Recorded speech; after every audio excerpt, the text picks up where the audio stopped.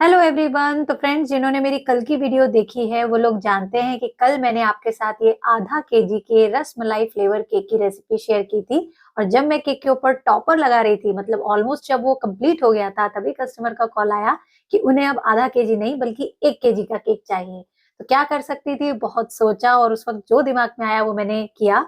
लेकिन उसके लिए मुझे खुद ही अपने बने-बनाए इस खूबसूरत से केक को बिगाड़ना पड़ा। और आप सभी ने बहुत सारे कमेंट भी किए कि मैम आप ये कर सकती थी, बट उस वक़्त जो दिमाग में आया फ्रेंड्स, मैंने वही ठीक समझा। और आज मैं आपको उसी केक को 1 केजी में बदल करके दिखाऊँगी बहुत ही अच्छे तरीके से। और उसके लिए ना व्हाइट चॉकलेट कंपाउंड से मैंने येलो कलर का गनाश भी बनाया, वो भी पानी से।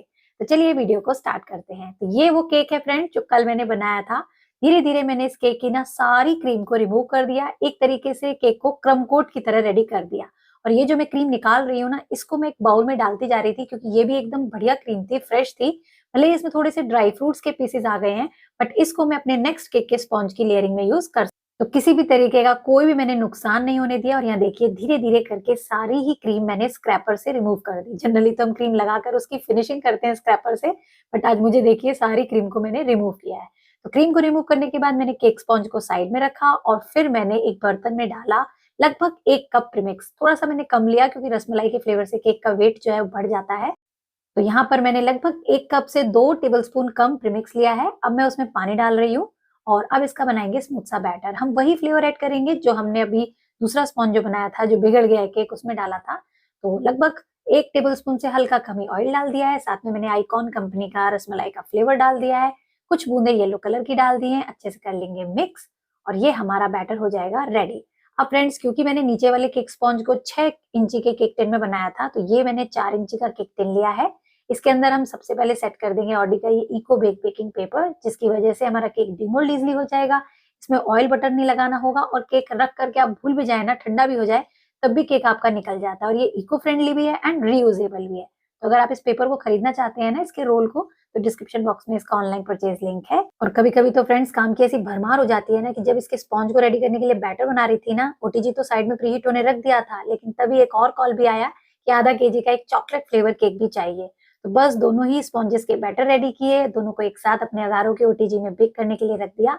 मेरा एक बर्तन टॉल था तो मैंने नीचे वाली रैक पर ही 150 डिग्री पर नीचे की रॉड्स को ऑन करके 40 मिनट्स का टाइम दिया था और ये दोनों ही स्पॉन्जेस मेरे रेडी हो गए। अब यहाँ पर देखिए टाइम को बचाने के लिए मैंने एक बर्तन में ना पानी लिया है और उसमें मैं अपने केक टिन को डाल रही हूँ ताकि वो जल्दी से ठंडा हो जाए और मैं इसको डिमोल्ड करके ना इसकी लेयर को कट कर सकूं। तो फ्रेंड्स, अगर आपके पास भी ऐसे ही ऑर्डर आते हैं ना कि मतलब 2 घंटे बाद एक और केक देना है या अगले दिन सुबह ही देना है, तो आप एक साथ ही अपने ओटीजी में केक बेक कर ले। इससे आपकी लाइट बचेगी, बिजली बचेगी, समय बचेगा और आपका काम झटपट हो जाएगा। तो यहाँ पर देखिए केक स्पॉन्ज की ना मैंने टॉप लेयर को रिमूव कर दिया है और अब जितनी इसकी हाइट है ना, उस हिसाब से मैं इसकी 3 पतली-पतली लेयर को कट कर लूँगी। और अभी मेरा केक पूरी तरीके से ठंडा नहीं हुआ है, बट मुझे चॉकलेट केक भी बनाना है, टाइम से उसे भी देना है। तो मैं जल्दबाजी में थोड़ा-सा काम कर रही हूँ, तो केक थोड़ा-सा घायल भी हो रहा है, बट आप इत्मीनान से ठंडा जब हो जाए तभी इसकी लेयर्स को कट कीजिएगा।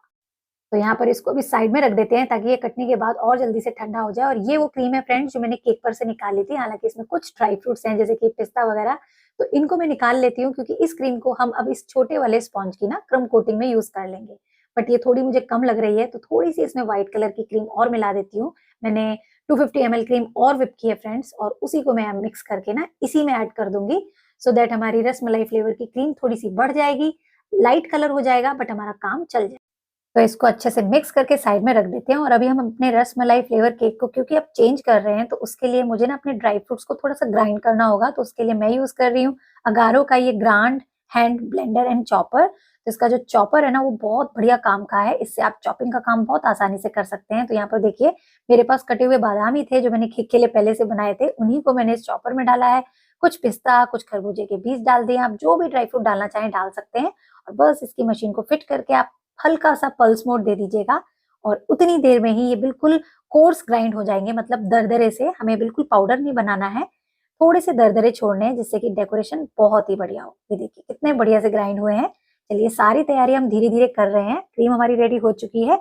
अब दोनों ही केक स्पॉन्जेस की ना अच्छे से फाइनल आइसिंग कर लेंगे। तो ये मैंने क्रीम को पाइपिंग बैग में भर लिया है और धीरे-धीरे अब रोटेट करते हुए इसके ऊपर सारी तरफ क्रीम लगा देंगे और फिर स्क्रैपर से इसको बढ़िया सी फिनिशिंग करेंगे। तो कल की जो मैंने वीडियो पोस्ट की थी ना फ्रेंड्स, आप सबसे आइडियाज मांगे थे कि आप बताइए ऐसे में मैं क्या कर सकती थी, और आप सभी ने दिल खोल के खूब सारे आइडियाज दिए। पता नहीं उस समय मेरा दिमाग कहाँ गया था, काम ही नहीं किया कि मैं एक दो स्पॉन्ज की लेयर बना करके उसके नीचे इंसर्ट कर दूं। वो होता है ना जल्दबाजी में और जब प्रेशर हो तो कुछ दिमाग में सोचता नहीं है, तो बस वही कर डाला।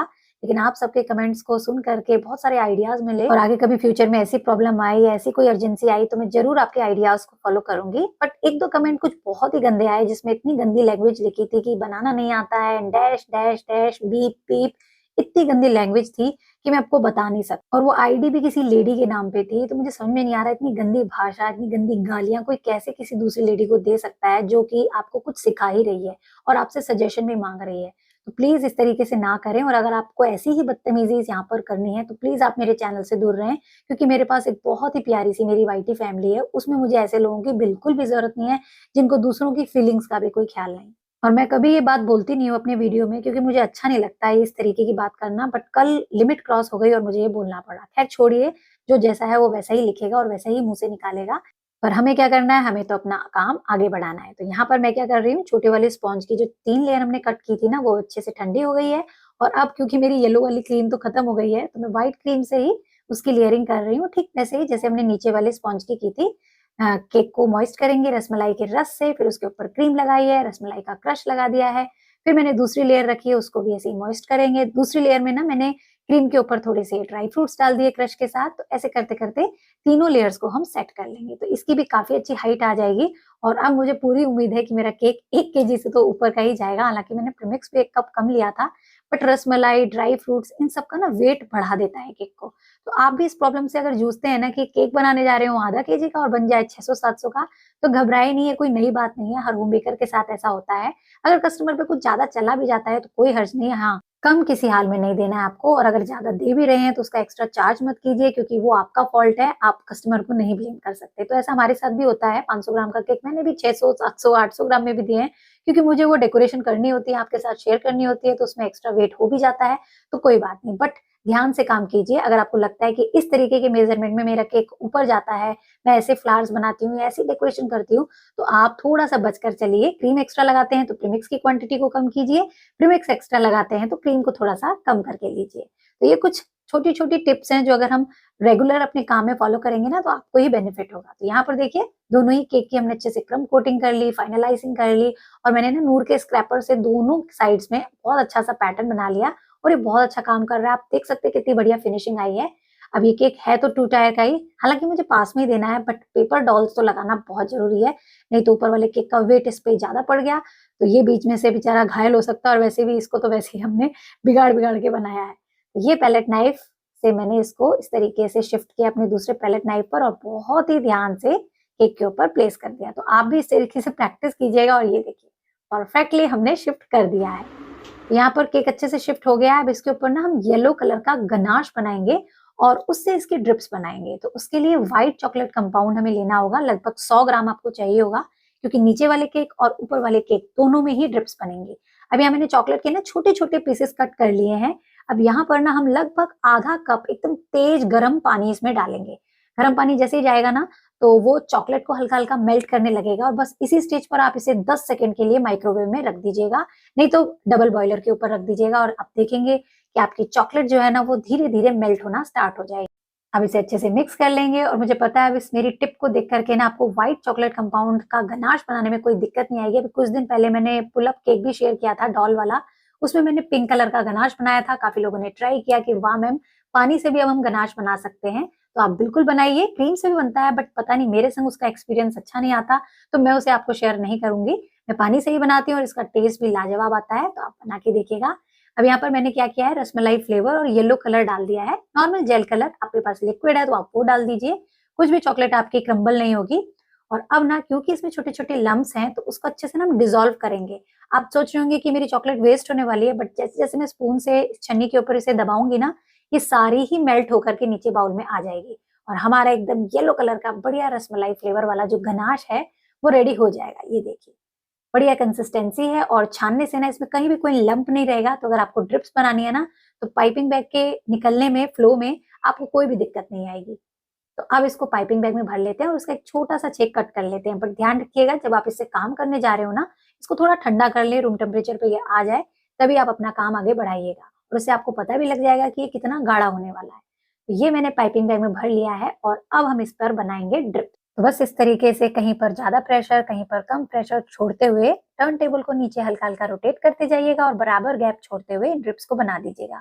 और जो हमने स्क्रैपर से पैटर्न बनाया ना साइड में, उसकी वजह से ड्रिप्स देखिए कितनी प्यारी लग रही हैं। तो बस इसी पैटर्न को फॉलो करते हुए पूरे केक के चारों तरफ हम ये ड्रिप्स बना देंगे। और मैंने एक सर्कल और भी एक्स्ट्रा बना दिया है सो दैट आधा इंची का एक बॉर्डर बन जाए। और ऐसे ही अब मैं ऊपर वाले केक पर भी ड्रिप्स बना दूंगी। तो इस तरीके से देखिए केक कितना सुंदर लग रहा है। हालांकि हमारा अच्छा केक पहले भी था, उसे हमने बिगाड़ा, लेकिन अब जो बनाया है वो मुझे लगता है उससे भी ज्यादा खूबसूरत है। आप भी जरूर बताइएगा। और कल येलो हार्ट्स बहुत कम आए, तो आज पूरा कमेंट सेक्शन येलो कलर के हार्ट से जरूर भरना है आपको। और ड्रिप्स बनाने के बाद ना मेरे पास येलो कलर की क्रीम बच रही थी, तो मैंने पाइपिंग बैग में उसको फिल किया, लगाया स्टार नोजल और नीचे की तरफ ना डॉट डॉट करके स्टार नोजल से ये बॉर्डर बना देंगे। आपका जो पसंद आता है बॉर्डर वो बनाइए। मैंने काफी दिनों से ये नहीं बनाया था ना, तो बड़ा दिल किया कि बनाते हैं। और नहीं भी बनाएंगे तो अच्छा लगेगा, ड्रिप्स गिरती हुई अच्छी लगती है। बट वो बोलते हैं ना होम बेकर का हाथ है, क्रीम हाथ में है, तो कुछ ना कुछ तो कारागिरी करती ही रहूंगी मैं। तो वही मैंने किया है, ऐसे ही ऊपर भी बॉर्डर बना दिया है। हालांकि अच्छा ही लग रहा है, आप बताइएगा जरूर बिना बॉर्डर के अच्छा लग रहा है या बॉर्डर बनाकर अच्छा लग रहा है, क्योंकि सभी की अलग अलग चॉइस होती है। अब यहाँ पर फ्रेंड्स जो हमने ड्राई फ्रूट्स का ग्राइंड करके मिक्सचर रखा था ना, उसको हम हल्के हाथों से ना इसकी साइड्स में स्प्रिंकल कर देंगे। तो बादाम, पिस्ता इस तरीके से जब ये चिपक जाएंगे ना, तो हमारा केक का कॉम्बिनेशन है ना जो कलर का, वो गजब का आएगा। एक तो येलो हल्का बेस, ऊपर से येलो डार्क कलर की ड्रिप्स और उसमें पिस्ता का बहुत ही प्यारा सा ब्राइट ग्रीन कलर। और अब इसे और ब्राइट और सोने पे सुहागा वाला काम करने के लिए ना हम गुलाब की पंखुड़ियों को भी कहीं कहीं पर स्टिक कर देंगे, क्योंकि रसमलाई फ्लेवर में अगर ड्राई फ्रूट्स ना हो, गुलाब की पत्तियां ना हो, पिस्ता का हरा रंग ना हो, तो वो कुछ अधूरा अधूरा सा लगता है। तो नीचे वाले केक में करने के बाद ना मैंने सोचा था ऊपर वाले केक में कुछ और करूंगी, बट वो बहुत खाली लगा और मुझे करना ही पड़ा इसके ऊपर भी स्प्रिंकल। आप भी जरूर आइडिया दीजिएगा कि इसमें हम और क्या कर सकते थे, क्योंकि आपके आइडियाज का बहुत अच्छा इफेक्ट मेरे काम पर भी पड़ता है। मैंने बहुत सारी चीजें आपसे भी सीखी हैं। रोज 10 में सिखाती हूँ तो आपसे 5 सीखती भी हूँ। तो अपने कमेंट सेक्शन में अपनी टिप्स जरूर देते रहिएगा। तो यहाँ पर ना जब केक पूरा बन गया तो मैंने सोचा इसके ऊपर अब कुछ फ्लावर बनाऊंगी। और आज ये रसमलाई फ्लेवर केक है, तो क्यों ना रसमलाई को ही सेंटर में रख करके सनफ्लावर बनाती हूँ। तो मैंने वैसे ही क्रीम का बेस बनाया, रसमलाई का एक छोटा सा बॉल रखा और पेटल्स बनाने लगी सनफ्लावर वाले नोजल से। बट यहाँ शायद रसमलाई थोड़ी गीली थी, तो पेटल्स जो है ना बनते के साथ ही मेल्ट हो रही थी। मतलब जो मैं खिलना वाला फूल बनाना चाह रही थी ना, वो बन नहीं रहा था। तो बस आधे में ही मुझे इस फूल को हटाना पड़ा। वैसे भी इस केक के संग तो कुछ ऐसा ही हो रहा था, मतलब मैं बना रही थी और बिगाड़ रही थी। खैर उस फ्लावर को मैंने हटाया, फिर मैंने ली फ्लावर नेल और सोचा इस तरीके से फ्लावर बना करके ना इसको प्लेस करूंगी। बट यहाँ अभी कहानी खत्म नहीं हुई है फ्रेंड्स, एक गड़बड़ और हुई, अभी आगे दिखाऊंगी, वीडियो को स्किप मत कीजिएगा। तो यहाँ पर थोड़ा सा बेस बना करके ना मैंने धीरे धीरे पेटल्स को स्प्रेड करते हुए छोटा ही सनफ्लावर बनाया है। ज्यादा बड़ा नहीं बनाएंगे केक के साइज के हिसाब से, क्योंकि मैं 2 फ्लावर बनाना चाहती हूँ। अगर एक ही बड़ा बना दूंगी तो दूसरे की स्पेस नहीं रहेगी। बिल्कुल बराबर का इक्वल मेजरमेंट करते हुए, अरेंजमेंट करते हुए सॉरी, अब इस फ्लावर को इस तरीके से सीजर से प्लेस कर देंगे। यहाँ पर अब भी लग रहा है ना कि दूसरा फ्लावर और होना चाहिए, तो बस फटाफट से मैंने फिर से फ्लावर नेल उठाई और ये बना दिया सनफ्लावर। और इस वाले सनफ्लावर को मैंने जैसे ही बनाया फ्रेंड्स, अब देखिएगा कि मेरे संग क्या हुआ।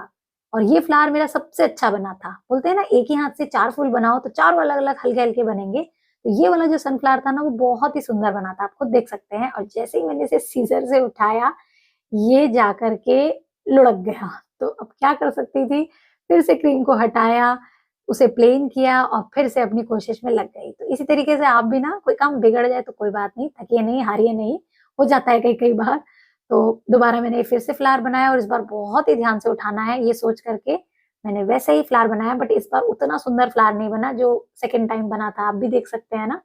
तो होता है कभी कभी, क्या आता है फ्रेंड्स, पाइपिंग बैग में क्रीम भरे भरे ना वो मेल्ट होने लगते हैं हमारे हाथों की गर्मी से। तो जो इफेक्ट पहले आ रहा होता है वो बाद में दूसरा हो जाता है। और उतना तब हम पे टाइम नहीं होता कि हम क्रीम को फिर से फ्रिज में रखें या फिर से इसे टाइट करें। तो बस मैं भी आगे बढ़ती गई, क्योंकि अभी एक चॉकलेट केक भी बना करके देना था। ये मैंने 2 फ्लावर प्लेस कर दिए, फिर सोचा अब इनके सेंटर में रसमलाई रख देती हूँ। ये मैंने जैसे ही रसमलाई रखी ना, इसमें मॉइस्चर होता है फ्रेंड्स, तो ये थोड़ी सी पेटल्स को ना सॉफ्ट कर देता है। तो आप अगर इसका कोई ऑप्शन बता सकते हैं तो जरूर बताइएगा। बट रसमलाई केक में जनरली फ्लावर के बीच में मैंने ऐसे देखा है कि रसमलाई रखते हैं तो अच्छा लगता है, तो वही कोशिश मैं कर रही थी।